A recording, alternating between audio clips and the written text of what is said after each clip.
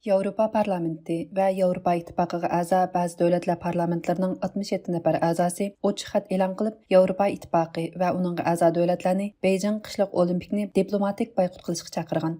Euroactiv axborot to'rida e'lon qilingan ochiq xatda Yevropa Parlamenti və uningga a'zo davlatlarning Beijing qishliq olimpikidan burun bayonot e'lon qilib, Xitoy kishilik huquq vaziyatiga bo'lgan andishalarini ifodalashi va bu musobaqani siyosiy saviyada boykot qilish kerakligi ta'kidlangan. Ochiq xatda aytilishicha, Xalqaro Olimpik komitetining qishliq olimpik uchun Xitoyga berishi bir xatolik bo'lib, Xitoy hukumatı bundaq bir muhim faoliyatga sohibxonlik qilishga loyiq emas ekan. Ochiq xatda Xitoyning burunqi bergan va'dalariga amal qilmaganligi eskartilib, 2008-yili yozliq olimpik Beijingda o'tkazildi. Shu yillik olimpikni Xitoyga berish qarori Xitoy hukumatining ishg'oliyatdagi Tibet, Sharqiy Turkiston va Janubiy Mong'oliyani o'z ichiga olgan Xitoydagi kishilik huquq va ijtimoiy sharoitni o'zgartirish va'dasini asos qilgan. Biroq bu va'dalarga amal qilinmadi yoki hurmat qilinmadi.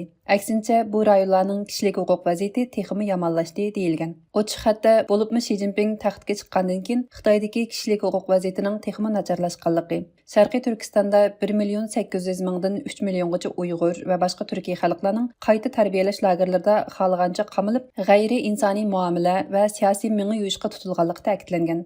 Ochiq xatda ko'rsatilishicha, bu taraqqiyot shaxsning izzat hurmatini qo'g'dashni olimpikning asosiy talab qilgan olimpik axloq o'lchimi va shundaqla olimpik nizomiga zid ekan.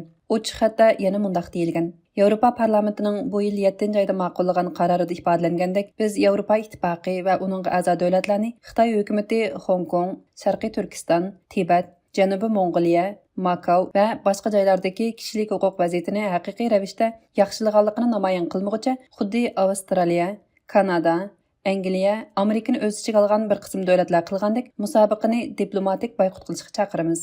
Mazkur ochiq xat Beijing qishliq olimpikiga 2 haftadan az vaqt qolgan. Shundaqla Fransiya, Germaniyani o'z ichiga olgan Yevropa Ittifoqidagi nurg'un davlatlar Beijing olimpikini boykot qilish qilmasligini oshkora e'lon qilmagan xalqliq bir paytda e'lon qilingan.